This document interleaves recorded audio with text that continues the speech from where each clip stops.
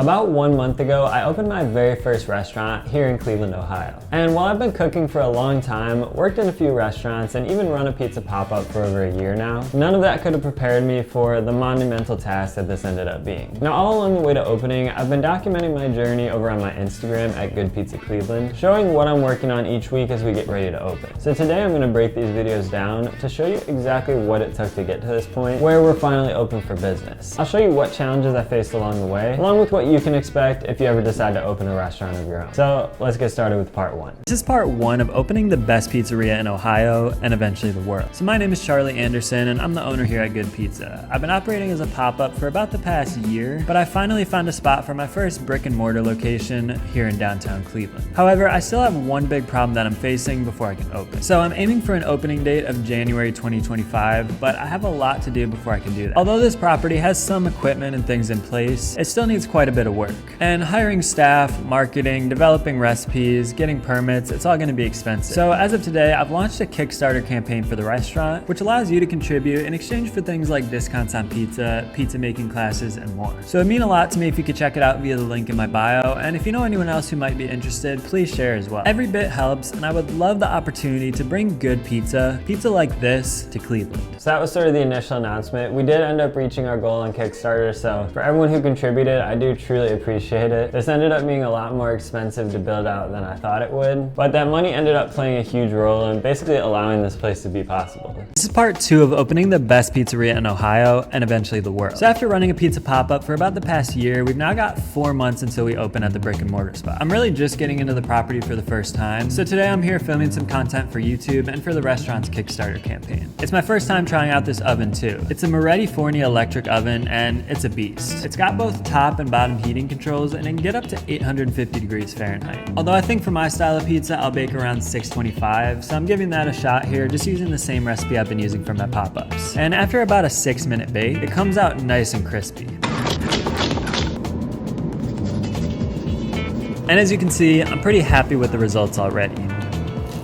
And it's only gonna get better from here, but I have a lot of work to do before I can open, so follow to see my journey to making the best pizza in Ohio. Yeah, so this oven has served us great so far. It's definitely taken a little bit of experimenting and adjustments to get it to where we want to be. And we're still sort of working through some things. But right now we're baking more around 580 to 600 and aiming for about a 5.5 minute bake. Ideally, I would like to shorten that bake just a little bit and bake at a higher temperature. But we're having issues with the bottoms of the pizzas burning when we do that, so something we're still playing around with. But as you can see with that first bake there, already turned out pretty well, but I think we've come quite a ways from there even. This is part 3 of opening the best pizzeria in Ohio and eventually the world. So we're a little under 3 months out from opening now, and this was a pretty big week. I hosted one of my final pop-ups before I officially opened my brick and mortar pizzeria, and in my year of running a pizza pop-up, this was my busiest one yet. I had some help this time, which was essential in order to keep up with the demand. So in total, we sold about 40 pizzas, some by the slice and some whole pies. It's a little bittersweet putting an end to these pop-ups, but it's been incredibly heartwarming seeing the support from the community so far. So for those of you who have visited my pop-ups and supported my Kickstarter campaign to help make this restaurant possible, I truly do appreciate it. And I have another huge update coming next week, so be sure to hit follow so you don't miss it. Pretty funny seeing the space like in the background here in the state that it is. It's gone through quite a few changes, as you'll see in some of these later videos. But that aside, it definitely was pretty bittersweet putting those pop-ups to an end, but I'm much happier being able to operate this brick and mortar instead of having to do that. Just the hassle of having to cook at a separate prep kitchen, transporting everything, including the oven, ingredients, equipment. And that's the reason I didn't want to do a food truck. The goal was always to open in a brick and mortar spot. So as much as I love and appreciate everyone that supported me at my pop-ups, I'm definitely happy to have a home here now. This is part 4 of opening the best pizzeria in Ohio and eventually the world. And this was our biggest week yet because I finally signed the lease for this space. That means this place is official, so I've been full steam ahead preparing to open. I'm working with a pizzeria consultant to make sure this place is running like a well-oiled machine right from the start. So far, we've been talking a lot about systems we can develop, dialing in my recipes, and getting this place built out. I am working on a pretty strict budget, but we're only a few $1,000s away from our goal on Kickstarter now, which would be a huge help if we reach it. I'm offering some great rewards like like discounts on pizza, tickets to my soft opening event, and virtual and in-person pizza classes. So you can check it out via the link in my bio if you're interested. Your support really does mean the world to me. Now in the next video, I'm gonna talk about the changes I plan to make to this space, so be sure to hit follow so you don't miss it. So yeah, signing that lease was definitely a nerve-wracking experience, but it was sort of the last piece that I needed to fill in before I could really feel truly confident and go full steam ahead building this place out. So as you can see in there, I had my wife's blessing, which is most of what I needed, and from here we had about a little over 2.5 months to finish building this place out. So let's see what we got up to next. So as you can see, I was putting in a lot of hours here, which didn't leave me with a lot of time to cook for myself, let alone to think about trying to eat healthy. Fortunately though, Factor, who's kind enough to sponsor this video, stepped in to help me out. Now in case you're not aware, Factor makes meeting your nutrition goals easy by delivering fresh, never frozen, dietitian-approved meals right to your doorstep. And their meals have become my go-to lunches, not only during this restaurant build-out process, but even now that we're open. Factor eliminates the need for meal planning, grocery shopping, and prepping, which saves me countless hours every week, while also ensuring that I'm eating healthy. Because being around pizza all day is not exactly a recipe for eating a balanced diet. And if it weren't for Factor, I'd probably just be grabbing slices left and right all day. So for me, as I'm trying to build muscle, I've been really liking the Protein Plus meals, each of which contain over 30 grams of protein per serving. Perhaps the best part though is that Factor meals are super affordable. So I'm actually saving money compared to eating out all the time, like I was doing at the beginning of this build-out process. So head to factor75.com or click the link below and use the code 50CharlieAnderson to get 50% off plus free shipping on your first Factor box. So thanks a lot to Factor for sponsoring this video, and thank you for your support. Now, let's get into part 6 of this series. This is part 6 of opening the best pizzeria in Ohio and eventually the world. We're pretty much in full swing now, getting this place ready to open in January. And a huge priority is having this place cleaned, since as you can see, it needs a lot of love. But before I can do that, I need to take care of something else. Because while I'm not a fan of this dark, glossy wood that they use throughout most of the space, I do think it has some potential. And since I also inherited all these tables from the previous restaurant, rather than spending thousands to have everything replaced or redone, I decided to take matters into my own hands. So I went to Home Depot, stocked up on some wood strippers, scrapers, and sanders, and got to work. And what I naively thought could be knocked out in just a day or two ended up taking me 4 full 10-hour days. But after countless more trips to Home Depot and hours of exhausting scraping and sanding, I was pretty happy with the result. And the cash I saved by doing this will definitely come in handy as I continue to build this place out. So be sure to follow to keep up with the progress. So yeah, that was probably the most exhausting job I've had to do at this whole place. Like I said, it did save me quite a bit of money, but looking back, I was pretty naive to think that I could do everything myself. You'll see later on, I ended up getting some additional help, and we pretty much just got it done in the nick of time. So, you know, everything's a learning experience, but I think there's something to be said for having built at least certain parts of this place, you know, with my own hands pretty much. This is part 7 of opening the best pizzeria in Ohio and eventually the world. So when I first got into this space, it already needed a lot of cleaning, and all of that wood stripping and sanding that I did in the last episode definitely didn't help. So this week, I finally got started cleaning this place up. I brought in a crew who was able to take care of a lot of the major things. So they got the mold and mildew off of the walls and floors of the walk-in cooler, got rid of all the cobwebs and dust that had previously been neglected, wiped down all the stainless steel, and cleaned up all those floors after all my sanding. Now they weren't able to clean everything, specifically as I'm looking to have this place painted as soon as possible. I had to take it upon myself to degrease this entire kitchen. I mean, as you can see, it was completely caked on these ceilings and walls. On top of that, the tile floor had been severely neglected with the previous restaurant, beyond what could be handled by just a basic cleaning crew. And considering that tile is what makes up the majority of the space, I'm planning to bring in a tile and grout specialist to take care of that and get this place in tip-top shape. So in the next episode, we're finally gonna start building out this kitchen. Yeah, so it feels like pretty much the first 2 months, like we were cleaning for probably hours every day, like mostly myself at first, and then when I ended up hiring my first employee, you know, we pretty much cleaned every square inch of this place, because I do think in a restaurant setting, cleanliness is one of the most important things.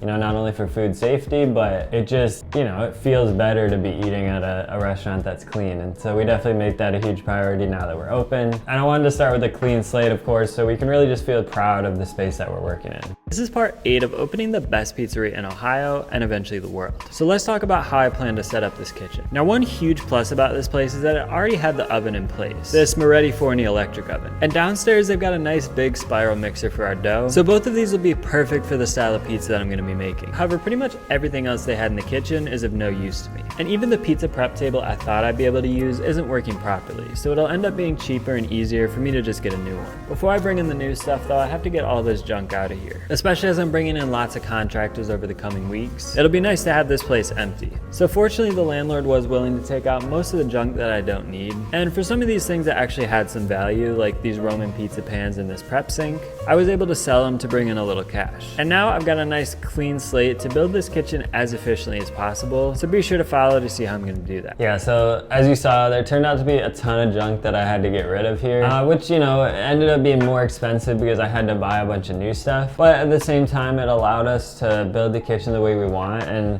I think the way we're operating now, it's super efficient, so it was definitely a worthwhile endeavor. Like I said, the most expensive things, the oven, the spiral mixer, the hoods, those are already here, so that saved me a lot of money, and it basically gave me a little bit of wiggle room to replace some of those older beat up things that, you know, I didn't want to keep. This is part 9 of opening the best pizzeria in Ohio and eventually the world. And now that we've gotten all of the junk out of this space, it's time to get it looking the way we want it. My wife has been helping me with the design process, so after a bit of testing with some different paint colors, we ultimately decided to go with mostly white throughout with a couple black accents. Then we're gonna bring in my brand colors through some fun, colorful furniture and other decorations. So it took about a week and a half for the painters to get through the whole space, and I'm really happy with how it turned out. It's much brighter and cleaner than it was before, which makes the space a lot more enjoyable to spend time in. In the meantime, I also had a bit of plumbing work done to make sure this place was up to health code, which was necessary, but definitely not great for the old budget. And just when I thought I was in the clear, I also found out that my furnace wasn't working. So a couple weeks and one $2,500 repair later, we're back in business. And now we've got just about a month until we open, so be sure to follow to keep up with what we work on next. So yeah, the paint probably made the biggest difference to this space. It went from being sort of dark and dreary in my opinion to nice and bright and kind of clean and modern feeling. And my wife, as you saw, she helped me out a ton with this. She basically, you know, took charge of the whole decor department here at the restaurant. So all these signs that we put up, the paint colors, the little knickknacks, those are pretty much all her doing. As you also saw, there are a couple other unexpected expenses that totaled to about another $10,000. Those are the type of things that I really wasn't expecting, and you know, sort of threw me off my budget a little bit. So all said and done, I spent a little more than I wanted to, but fortunately, because of that Kickstarter I mentioned earlier, because I didn't have to buy all new equipment, I had a little bit of wiggle room to play with. So, you know, now that we're open for business, hopefully we'll recoup that relatively quickly. This is part 10 of opening the best pizzeria in Ohio and eventually the world. And today was a pretty bittersweet day for me because I hosted my very last pop-up just over a year after getting started with them. And it was easily my busiest one yet. We sold 32 pizzas over about a 6-hour period, some by the slice and some whole pies. It's been absolutely incredible over this past year seeing all the support from the community. And without each and every one of you coming to enjoy my pizza each month, this pizzeria wouldn't be possible, so thank you. And now with about a month left until we open the brick and mortar spot, I'm able to shift my full focus over there. There's still a lot of things to take care of. Finishing up the renovations to the space, dialing in our recipes, and most importantly, hiring a great team. So if you're in the Cleveland area and you want to be a part of something great, feel free to shoot me a message and we can talk.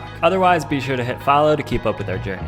So yeah, my very last pop-up, again, I already kind of mentioned, pretty bittersweet, but I'm glad to sort of be done with those and, you know, into our full-on space. So that one was my very last pop-up. I already sort of mentioned, you know, it was bittersweet, but I am happy to be in here and not having to travel around and do these one-off sort of events. At this point though, the word was sort of getting out around town. You know, I had built up my following through my Instagram, through my pop-ups. Each and every event was getting busier than the last. I think it was pretty much getting to the point where I grew out of the pop-ups, and so it was perfect timing that we were able to get into this space. This is part 11 of opening the best pizzeria in Ohio and eventually the world. At this point, we're less than 1 month from opening. We've got the place painted, most of the construction done, the tile and grout cleaned, and it's finally time to start bringing in some new equipment. So I officially hired my first employee this week, Nate, and it was a huge help having him here as we had our equipment delivered. We got 2 pallets worth of stuff, and since it wouldn't fit through the door, we had to unpack everything outside and then bring it in ourselves. We got it done though, and the first thing we did was set up our pizza prep table since it came fully assembled. It's looking pretty good, and now we're one step closer to finally making some pizzas in here. Before we unbox everything though, I want to wait until everything is done, and really the last things we have to do are finish off these benches and this front counter. And I finally found a carpenter to help me out with those things, so be sure to follow along to see what we do with it.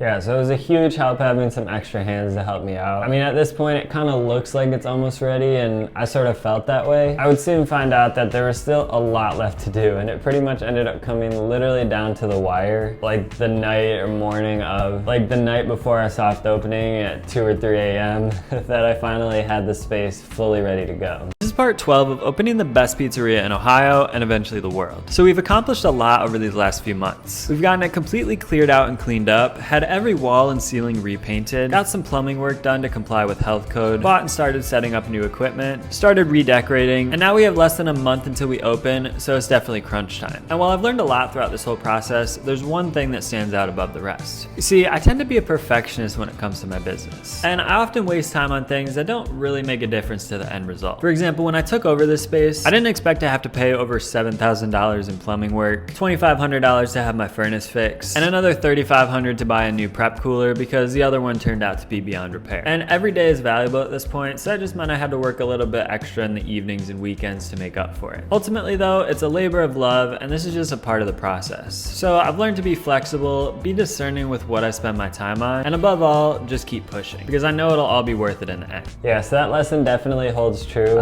As I mentioned, I was working a lot of long hours. It was pretty much at least 10, maybe 12-hour days during that entire 2 months leading up to opening, and probably about 2 weeks after opening as well. Now we've been open for close to a month, and it finally feels like I can kind of take some breaths, getting back to my YouTube content, and I can really trust this team that we've built to kind of run the place when I'm not there. So during those last couple weeks, we were dialing in recipes, getting our temporary sign installed, printing menus, coming up with prep procedures for all of our recipes. And I mentioned earlier I had a pizzeria consultant helping me out. His name is Al the Pizza Buddha on Instagram. And so about a week before opening, him and his wife slash business partner Carly came into town, and they were with us through our whole opening week. So that was an absolute game changer for us. They made sure that things were running smoothly, and like I said, without all this help from our team and from them, I really don't think this place would have been possible, at least not on my original timeline. So with that, let's take a look at how our opening day went here.